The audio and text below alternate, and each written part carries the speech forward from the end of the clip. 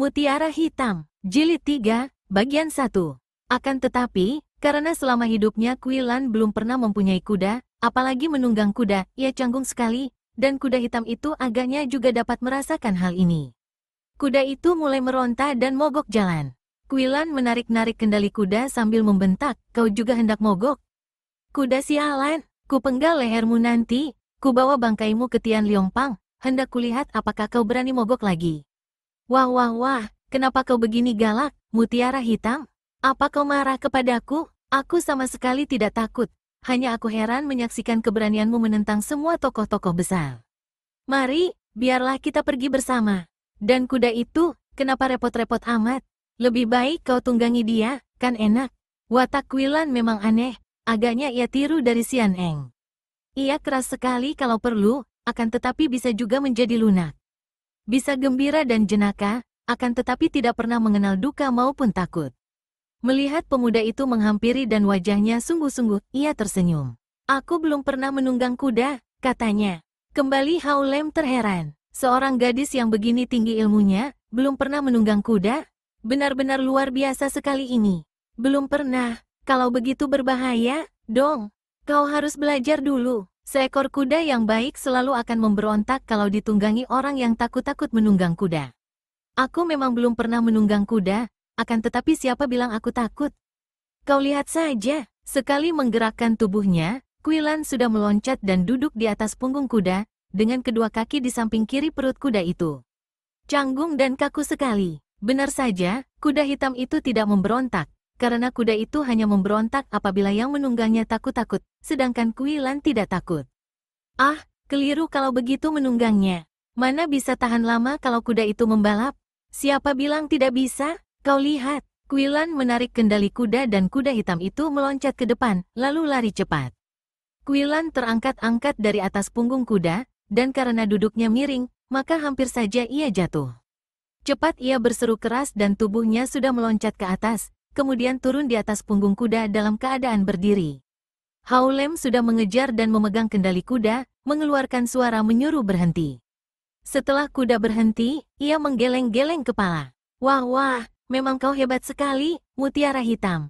Akan tetapi mana ada di dunia ini orang naik kuda dengan berdiri di atas punggungnya?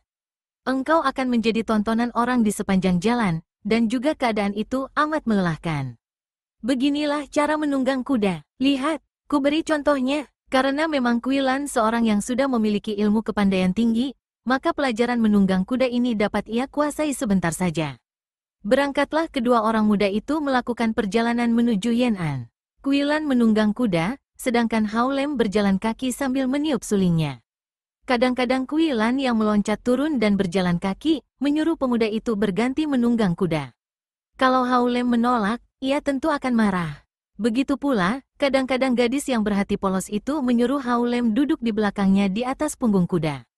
Hao Lem juga menuruti kehendaknya, sehingga dalam waktu beberapa hari saja melakukan perjalanan, keduanya telah menjadi sahabat yang amat akrab, dan diam-diam Kui Lan merasa cerita terputus. Kota Yan'an terletak di kaki pegunungan Luliangsan sebelah barat, di Provinsi Shanxi. Kota ini cukup besar dan ramai, yang dahulu merupakan daerah kerajaan Houhan, dan kini sudah ditaklukkan oleh kerajaan Sung dan menjadi wilayah kerajaan Sung. Kerajaan Houhan dahulu terkenal sebagai kerajaan yang kecil tapi amat kuat. Terutama sekali ketika seorang di antara panglima perangnya adalah mendiang Jenderal Kam Si-ek yang amat pandai mengatur siasat perang. Setelah jenderal ini mengundurkan diri, keadaan kerajaan mengalami kemunduran pula. Akan tetapi keadaannya masih amat kuat, karena beberapa tahun kemudian di dalam istana kerajaan terdapat Tok Xiao Kui Liu Luxian, seorang wanita sakti yang menjadi tante girang di dalam istana, mengumbar nafsu dengan para pangeran dan para panglima muda yang tampan. Di samping Tok Xiao Kui, atau ibu kandung suling emas ini, terdapat pula selir raja yang juga amat lihai, yang kemudian berjuluk Siang Mosin Niko Akim Bwe. Akan tetapi semenjak kedua orang wanita sakti ini tidak ada, kerajaan makin mundur, dan akhirnya penyerbuan bala tentara kerajaan Sung menjatuhkan kerajaan kecil ini. Tokoh-tokoh yang dikalahkan, biasanya kalau tidak dipakai lagi tenaganya, lalu berkumpul dan merupakan kelompok yang menentang si pemenang secara diam-diam. Demikian pula keadaan di bekas kerajaan Houhan ini. Orang-orang yang memiliki ilmu kepandaian lalu mengadakan persatuan dan bersembunyi di balik papan nama perkumpulan, menjadi golongan dunia hitam yang diam-diam mencari kesempatan untuk melawan, atau setidaknya merongrong pemerintahan yang tak disukainya. Di antara perkumpulan-perkumpulan semacam itu, Tian Liongpang merupakan perkumpulan terbesar, bahkan boleh dibilang menjadi semacam induk perkumpulan.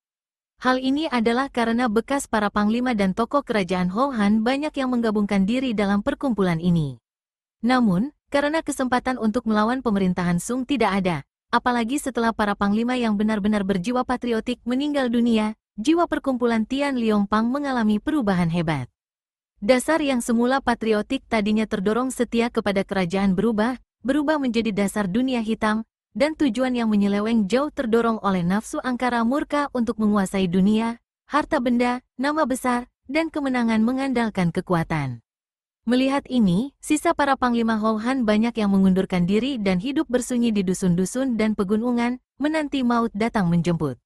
Semenjak itu Tian Liongpang seluruhnya dikuasai oleh tokoh-tokoh dunia hitam. Yang menjadi ketua Tian Liongpang adalah seorang bekas pendeta yang berjuluk Sin Seng Losu, atau kakek bintang sakti. Pendeta yang berasal dari barat ini, selain sakti, juga amat terkenal di dunia hitam. Biarpun jahat, namun ternyata ia pandai memimpin, sehingga di bawah asuhannya, Tian Liongpang menjadi perkumpulan yang amat kuat. Semua anggota Tian Liongpang rata-rata digembleng ilmu silat tinggi. Apalagi murid kakek itu sendiri, benar-benar terdiri dari orang-orang yang gagah perkasa. Murid-murid kepala sebanyak 12 orang sedemikian terkenalnya di dunia Kangou, sehingga tokoh-tokoh yang besar sekalipun tidak akan berani memandang rendah Kep Jiliong, atau 12 ekor naga dari Tian Liongpang. 12 orang murid kepala yang menjadi murid kesayangan kakek Sin Seng Losu ini telah mewarisi kepandaian kakek itu menurut bakat masing-masing. Dan yang menambah ketenaran mereka adalah senjata rahasia Sin Seng Chi, atau peluru bintang sakti. Oleh karena kakek Sin Seng Losu sudah terlalu tua dan pikun, juga sudah mulai lemah karena tuanya, maka sebagai penggantinya ditunjuk muridnya yang paling tua. Murid ini seorang laki-laki tinggi besar bercambang bauk yang bertenaga besar seperti gajah, dan sesuai dengan tenaganya, ia berjuluk Tai Lek Kui atau setan tenaga besar bernama Makiu. Makiu ini dulunya seorang jagal babi, kemudian pernah tinggal di selatan dan menjadi anggota Bengkau. Semenjak muda suka belajar ilmu silat, maka ketika menjadi anggota Bengkau ia sudah memiliki ilmu kepandaian yang cukup tinggi. Karena penyelewengan peraturan, ia takut akan bayangan sendiri dan takut pula akan hukuman dari para pimpinan Bengkau yang terkenal keras, maka ia melarikan diri ke utara. Di Yan'an ia memasuki Tian Liongpang, berhasil menarik hati ketuanya, dan menjadi muridnya. Karena memang tingkatnya sudah tinggi, maka ia segera menduduki seorang di antara murid kepala yang lihai, bahkan kemudian terpilih menjadi murid nomor 1 dan kemudian malah ditunjuk sebagai pengganti gurunya yang sudah tua, yaitu menjadi ketua baru Tian Liongpang. Gedung besar yang menjadi markas Tian Liongpang terletak megah di ujung kota Yan'an. Agak janggal nampaknya bahwa jalan besar di mana gedung ini berdiri kelihatan sunyi, bahkan gedung itu jauh dari tetangga. Namun orang tidak akan merasa heran kalau mendengar bahwa para tetangga yang tadinya tinggal dekat gedung itu berangsur-angsur melarikan diri, sehingga rumah-rumah kosong di sekitar jalan itu merupakan daerah yang dianggap tidak aman bagi penduduk Yan'an. Hal ini dipergunakan oleh Tian Liongpang untuk memperluas markas mereka dengan membeli murah secara paksa rumah-rumah dan pekarangan yang ditinggalkan. Pada hari pengangkatan ketua baru Tian Liongpang, keadaan di situ lebih ramai daripada biasanya. Banyak tamu hilir mudik mengunjungi Tian Liongpang, dan para penduduk Yan'an hari itu merasa ketakutan selalu, karena di kota Yan'an berkeliaran banyak orang-orang aneh dan sikapnya menyeramkan. Karena itu, biarpun tidak tahu pasti, namun sudah dapat menduga bahwa para tamu luar kota yang hari itu mengunjungi Yan'an, tentulah tamu dari Tian Liongpang dan tentulah terdiri dari bukan orang baik-baik. Memang dugaan ini tepat. Sebagian besar yang datang mengunjungi Tian Liongpang adalah orang-orang dari dunia hitam, golongan Liok Lim dan Kangou atau hutan lebat dan sungai telaga, yaitu para perampok, bajak, gerombolan-gerombolan yang mengabdi kepada hukum rimba, mengandalkan kekuatan untuk melakukan perbuatan apa saja yang mereka kehendaki. Hari itu semenjak pagi sekali telah banyak orang-orang yang dandanannya aneh-aneh memasuki kota Yan'an. Menjelang siang hari, orang-orang yang menonton keramaian dan iring-iringan tamu dengan hati berdebar tidak enak ini, tertarik sekali melihat dua orang muda yang keadaannya tidak kalah anehnya daripada orang-orang yang menyeramkan lainnya, akan tetapi dua orang muda ini sama sekali tidak kelihatan menyeramkan, bahkan sebaliknya. Dara remaja yang menunggang kuda hitam itu, biarpun pinggangnya digantungi pedang dengan gagang pedang indah, namun harus diakui cantik jelita, menarik hati dan sama sekali tidak menyeramkan, melainkan amat mengagumkan hati setiap orang pria yang memandangnya. Adapun temannya, seorang pemuda remaja pula, juga berwajah tampan dan matanya bersinar-sinar, wajahnya berseri-seri, mulutnya tersenyum-senyum. Bahkan ketika memasuki kota Yan'an, pemuda ini dengan wajah berseri lalu meniup suling sambil berjalan di samping kuda hitam. Sebatang golok besar dengan sarung pedang aneh, tidak kelihatan menyeramkan, sebaliknya malah tampak lucu, seakan-akan pemuda itu sengaja membadut dan menggantungkan golok untuk main-main saja. Wajah Kuilan, Dara yang menunggang kuda hitam, kelihatan gembira pula.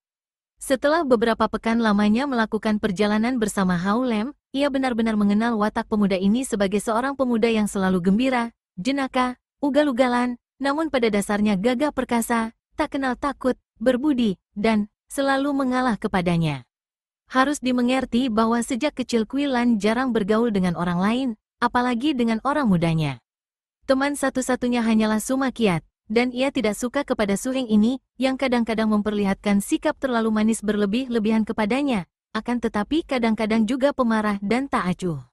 Tidak mengherankan apabila Kuilan merasa suka sekali kepada Hao Lem, dan dalam waktu yang tidak lama itu mereka telah menjadi sahabat yang akrab. Sukar bagi seseorang untuk tidak ikut bergembira apabila melakukan perjalanan dengan Hao Lem. Apalagi seorang seperti Kuilan yang pada dasarnya memang lincah, jenaka, dan suka bergembira. Kuilan tersenyum geli melihat betapa temannya memasuki kota Yan'an sambil meniup suling dengan lenggang dibuat-buat seperti seorang penari atau seperti orang berbaris. Ia maklum bahwa kedatangan mereka ke Yan'an bukanlah sekadar pelesir, melainkan untuk mencari pengalaman dan lebih mendekati petualangan, karena yang akan mereka masuki adalah sarang penjahat atau dunia hitam yang amat berbahaya. Akan tetapi ia menjadi kagum dan juga menjadi gembira melihat pemuda itu sedikit pun tidak memperlihatkan rasa takut. Banyak penduduk Yan'an, terutama orang-orang mudanya yang tertarik melihat sepasang muda-mudi yang elok ini, mengikuti dari belakang sambil memandang kagum dan tersenyum-senyum. Akan tetapi, melihat bahwa dua orang itu menuju ke markas Tian Liongpang di pinggir kota, sebelum dekat mereka yang mengikuti sudah berhenti dan membalikkan tubuh meninggalkan tempat itu. Kuilan menghentikan kudanya dan Hao Lem menghentikan tiupan sulingnya setelah tiba di depan rumah gedung besar yang dihias arca singa batu dan papan nama perkumpulan itu. Dari luar gedung saja sudah terdengar suara banyak orang di sebelah dalam. Beberapa orang penjaga menyambut mereka dengan menjura, dan di antara mereka terdapat seorang laki-laki yang mukanya penuh cambang bauk dan yang kelihatan terkejut sekali melihat dua orang muda itu. Akan tetapi wajahnya yang tadinya terkejut itu berubah merah dan ia segera menjura dan berkata, "Ah, kiranya Nona Mutiara, hitam dan tuan berandal yang datang berkunjung, silakan masuk." Melihat sikap si brewok ini, teman-temannya juga cepat memberi hormat kepada Kuilan dan Hao Lem, dan mendengar nama julukan pemuda tampan itu, diam-diam mereka merasa geli. "Hahaha, kiranya si Ouqiu, engkau masih hidup, syukurlah kalau panjang umur. Kami datang memenuhi janji, hendak menonton keramaian, sekalian menyampaikan sumbangan kepada ketua baru Tian Liongpang." Teman-teman Ouqiu tercengang mendengar ucapan dan menyaksikan sikap pemuda ini. Bicaranya begitu seenaknya seperti kepada seorang sahabat baik saja. Mereka makin heran melihat betapa Ouqiu yang terkenal jagoan di antara mereka begitu menaruh hormat yang berlebihan terhadap seorang pemuda dan seorang gadis cantik yang masih amat muda. Kalau semua temannya terheran, adalah Ouqiu yang menjadi merah mukanya. Peristiwa di dalam hutan 2 pekan yang lalu hanya ia ceritakan kepada para pimpinan Tian Liongpang dan para anak buah, tidak ada yang boleh mendengar karena hal itu merendahkan nama besar perkumpulan. Oleh karena itulah, maka ketika tadi ia menyebut nama Mutiara Hitam dan Berandal, teman-temannya tidak tahu bahwa dua orang inilah yang membunuh seorang anak murid Tian Liongpang. Dengan menahan kemarahan, Ouqiu lalu berkata lagi, "Ah, Jiwi ternyata memegang janji. Silakan masuk, Nona, biarlah orang-orang kami merawat kuda Nona itu. Silakan turun dan masuk ke dalam. Mana bisa barang sumbangan ditinggalkan di luar?" Kuilan berkata, "Barang sumbangan, apakah maksud Nona?" Kuilan tersenyum. Justru kuda inilah barang sumbangannya untuk disampaikan kepada ketua Tian Liongpang. "Ah, kuda bagus, kuda hebat." Qiu tiba-tiba memuji setelah tahu bahwa kuda yang besar dan memang hebat ini akan dipersembahkan kepada ketuanya. Kiranya dua orang muda yang lihai ini telah merendahkan diri dan hendak menyenangkan hati ketuanya dengan hadiah seekor kuda pilihan, pikirnya. Akan tetapi jangan kira bahwa kalian akan dapat lolos dari sini, biarpun telah menyogok dengan seekor kuda. Melihat Qiu memuji-muji sambil menjura, seorang lain memberi isyarat dengan kedua tangan mempersilakan mereka, sehingga yang lain-lain juga menjura. Quilan lalu berkata, "Hayo, berandal kita masuk saja." Hekma atau kuda hitam ini pun tentu suka mencicipi arak wangi Tian Liongpang. "Hayo, tunggu apa lagi?" Hao Lem berkata sambil tertawa, kemudian ia menempelkan suling pada mulutnya dan melangkah maju sambil meniup suling.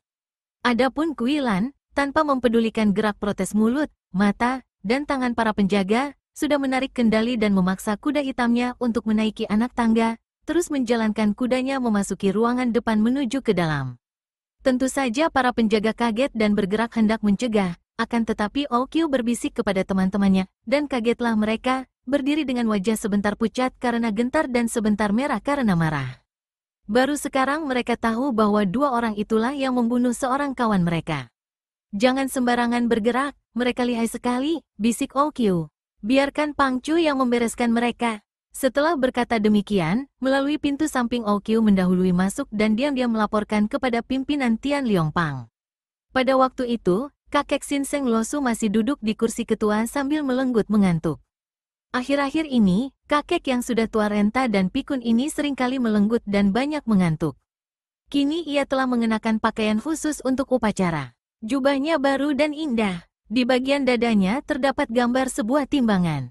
Inilah tanda bahwa dia sudah meninggalkan kedudukan ketua dan kini menjadi penasehat yang mempertimbangkan dan memutuskan segala macam perkara yang tak dapat diputuskan oleh ketua baru. Di sebelah kanannya duduk Tai Le Kui Ma Kiu, murid kepala bekas tukang jagal babi itu. Wajah murid kepala yang usianya sudah 50 tahun ini kering, apalagi jenggot dan kumisnya kaku seperti kawat, matanya melotot lebar seakan-akan selalu mengeluarkan sinar mengancam. Di sebelah kanan Tai Le Kui Ma Kiu, calon ketua baru ini, duduk atau berdiri 11 orang adik-adik seperguruannya yang terdiri dari bermacam-macam orang. Ada Wesio gundul, ada Tosu, ada yang seperti petani, ada yang tua, dan ada yang muda. Di belakang kursi kakek Sin Seng Losu berdiri seorang petugas yang membawa bendera Tian Liongpang, bergambar naga terbang. Para tamu yang lebih 50 itu semuanya sudah memenuhi ruangan, duduk di bangku-bangku memutari meja bundar yang sudah disediakan.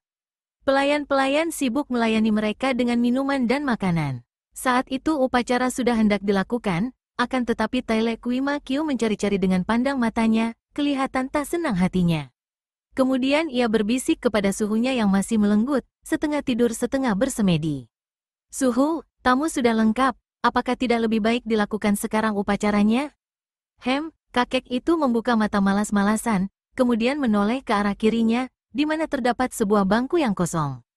"Dia belum datang?" Ma Kiu mengerutkan kening dan menggeleng kepalanya. "Suhu, sudah sejam lebih kita menanti, akan tetapi Xiao Te atau adik seperguruan kecil masih juga belum muncul.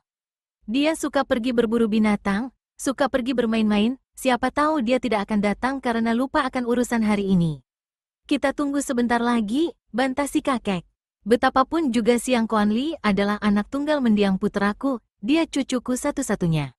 Sebagai wakil ayahnya yang sudah tidak ada, sepatutnya dia menyaksikan upacara penting hari ini." Biarpun di dalam hatinya merasa mendongkol sekali terhadap Siang Kuanli yang memperlambat upacara pengangkatannya menjadi ketua Tian Liongpang, namun Ma Kiu tidak berani membantah kehendak gurunya. Siang Kuanli adalah cucu Sin Seng Losu. Semenjak kecil anak ini sudah ditinggal mati ayah bundanya yang tewas dalam pertandingan. Kemudian ia dididik oleh kakeknya, dan biarpun ia cucu kakek ini, namun ia juga murid, maka 12 orang murid kepala atau lebih terkenal 12 naga Tian Liongpang itu memanggil dia Sute atau adik seperguruan. Padahal Siang Kuanli masih amat muda, baru 20 tahun usianya. Pada saat itulah Qiu si brewok datang melapor. Karena Sin Seng Losu sudah melenggut lagi di atas kursinya, Qiu lalu melapor kepada Tai Le Kui Ma Kiu tentang kedatangan dua orang muda tadi. Tentu saja Tai Le Kui Ma Kiu marah sekali mendengar bahwa dua orang muda yang mengaku berjuluk Mutiara Hitam dan berandal dan telah membunuh seorang anggota Tian Liongpang berani muncul. Akan tetapi oleh karena saat pengangkatannya sebagai ketua sudah tiba, ia tidak ingin urusan yang amat penting, artinya bagi dirinya itu terganggu atau terkacau keributan, maka ia menyabarkan hatinya yang panas. Apalagi ketika mendengar laporan Okyu bahwa dua orang itu datang untuk menonton upacara dan membawa hadiah seekor kuda yang bagus. Maka dia segera berdiri dan menyambut. Melihat kakak tertua ini bangkit, otomatis 11 orang adik seperguruan itu bergerak pula dan mengikutinya menyambut. Terdengar suara nyaring kaki kuda menginjak-injak lantai, dan para tamu serentak menengok, disusul suara mereka riuh membicarakan tamu yang baru muncul. Tentu saja cara Quilan memasuki ruangan sambil menunggang seekor kuda yang tinggi besar berbulu hitam amat menarik perhatian dan selain mendatangkan kaget, juga heran. Akan tetapi di samping ini, sebagian besar mata para tamu terbelalak kagum, karena tidak saja kuda itu amat indah dan gagah, namun penunggangnya lebih menarik lagi, cantik jelita dengan mata bersinar-sinar dan pipi kemerahan, bibir manis tersenyum simpul. Haulem menghentikan tiupan sulingnya, lalu menjura ke arah tuan rumah. Diam-diam ia memperhatikan Makyu dan 11 orang adik seperguruannya. Biarpun belum pernah bertemu dengan mereka, namun jumlah ini menimbulkan dugaan di hati bahwa tentu inilah yang disebut Kep Jiliong yang ditakuti orang itu. Ia tersenyum dan berseru dengan suara nyaring, "Kami, Dewi Mutiara Hitam dan Dewa Berandal." Sampai di sini Haulem menoleh kepada Quilan yang tersenyum pula lalu melirik kepada semua tamu yang mengeluarkan seruan heran mendengar sebutan Dewa dan Dewi tadi, kemudian melanjutkan setelah keadaan menjadi sunyi senyap karena semua orang memasang telinga penuh perhatian untuk mendengarkan apa yang ia katakan selanjutnya. Secara kebetulan lewat Dian An dan mendengar nama besar Tian Liongpang yang katanya hendak mengadakan upacara pengangkatan ketua baru, maka kami ingin sekali menonton keramaian, dan Sang Dewi Mutiara Hitam ini berkenan memberi hadiah kuda hitamnya untuk Tian Liongpang. Mendengar dirinya disebut-sebut sebagai Sang Dewi, Quilan mengerutkan alisnya dan cemberut, melompat turun dari kuda dan berkata, "Harap jangan dengarkan obrolan berandal ini. Kuda ini memang hendak kusampaikan kepada Tian Liongpang, akan tetapi bukan hadiah dariku, melainkan hadiah dari Khitan untuk Tian Liongpang." Mendengar ucapan Quilan, berubah air muka 12 orang naga dari Tian Liongpang itu. Makyu segera berkata, suaranya berubah ramah, "Ah, kiranya Jiwi adalah utusan dari Pasin Ong. Sungguh merupakan penghormatan besar sekali terhadap Tian Liongpang, dan salah paham yang terjadi beberapa pekan yang lalu adalah kesalahan anak buah kami, mohon Jiwi sudi memaafkan." "Aku tidak tahu apa yang kau maksudkan," kata Quilan setelah bertukar pandang dengan Haulem. Akan tetapi yang jelas, kuda ini bukan sembarangan kuda, melainkan keturunan kuda pribadi Ratu Khitan. Harap Tian Liongpang suka menerima anugerah dari Ratu Khitan ini. Quilan bicara sejujurnya, karena di dalam hati ia tetap condong untuk membela Ratu Khitan yang menurut penuturan guru dan bibinya adalah ibu kandungnya sendiri. Akan tetapi mendengar ini Makyu mengangguk-angguk dan bertukar pandang dengan 11 orang saudaranya. Kami mengerti dan terima kasih banyak," katanya. Tentu saja Quilan tidak mengerti apa yang ia maksudkan, akan tetapi melihat Haulem berkedip kepadanya, ia pun diam saja. Ia lalu melompat turun dari kudanya dan memberikan kendali kuda kepada Makyu. Calon ketua itu menggapai seorang anggota Tian Liongpang yang tinggi besar. "Bawa kuda ini ke kandang dan pelihara baik-baik, beri makan minum secukupnya." Orang tinggi besar itu memberi hormat dan menerima kendali. Akan tetapi begitu ia menarik kendali, kuda hitam itu yang mencium bau orang baru dan merasakan tarikan keras, segera meringkik, membuka mulut dan menerjang orang tinggi besar itu. Si tinggi besar terkejut dan berusaha mengelak, namun terlambat, pundaknya kena digigit sehingga ia berkaok-kaok kesakitan. Ketika kuda itu melepaskan gigitannya, daging pundak berikut baju sudah robek dan darah membasahi semua bajunya. Tentu saja anggota ini menjadi kaget dan melepaskan kendali kudanya. Haulem tertawa bergelak. "Sudah kuberitahu, kuda ini bukan kuda sembarangan. Memang kuda pilihan.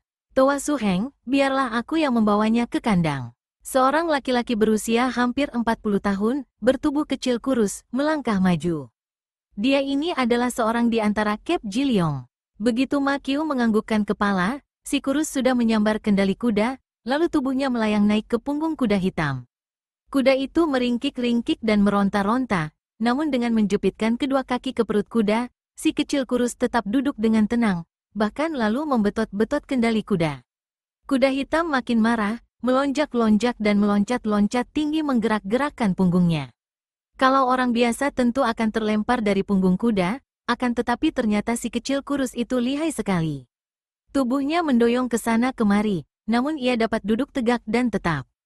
Akhirnya, setelah hidung dan bibir kuda mengeluarkan darah karena tertarik kendali, baru kuda hitam itu kelelahan dan menurut saja disuruh berjalan keluar dari dalam ruangan tamu. Makiu lalu mempersilakan dua orang tamu mudanya untuk duduk di bagian depan.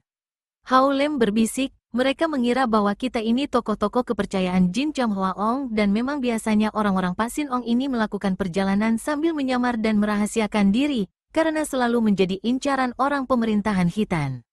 Tentu si brewok tadi mengira kita berpura-pura menghadapi banyak tamu, maka ia bilang mengerti. Pemuda itu tertawa dan Kuilan juga tertawa geli. Pelayan datang dengan cepat membawa minuman arak wangi dan masakan-masakan lezat dan mahal. Karena memang sudah lapar dan sudah lama tidak bertemu makanan lezat, Hao Lem dan Kuilan tidak sungkan-sungkan lagi. Kiranya pemuda jenaka itu adalah seorang ahli makanan. Sambil mencoba dan mencicipi belasan macam masakan yang datang membanjiri meja mereka, Hao Lem tiada hentinya mengoceh untuk memperkenalkan tiap masakan kepada Kuilan. Ini kodok goreng istimewa. Kodok macam ini hanya terdapat dalam rawa-rawa di daerah selatan saja. Dagingnya empuk, gurih, dan harum sedap, maka harganya pun amat mahal. Sayang ini yang jantan, kalau yang betina lebih lezat. Akan tetapi kodok betina jarang disembeli orang karena dibutuhkan telurnya. Hanya kaisar yang suka menyuruh buatkan kodok betina goreng. Memang luar biasa masakan kodok goreng itu. Berbeda dengan suike biasa, kodok ini digoreng berikut kulitnya yang loreng-loreng. Akan tetapi justru kulitnya itu yang enak, kemripik seperti kerupuk udang. Juga berbeda dengan suike biasa, tulangnya enak pula dimakan, tidak keras. Wah, ini sop buntut menjangan namanya. Dimasak sop dengan campuran kacang polong dan jamur kuning. Hebat, tapi kalau terlalu banyak membuat badan panas dan darah mengalir cepat. Sedikit cukup untuk menghangatkan tubuh. Dan ini masak tim kaki burung raja air. Kau tahu apa itu burung raja air? Bebek, ini tim kaki bebek. Enak kenyil-kenyil dan gurih.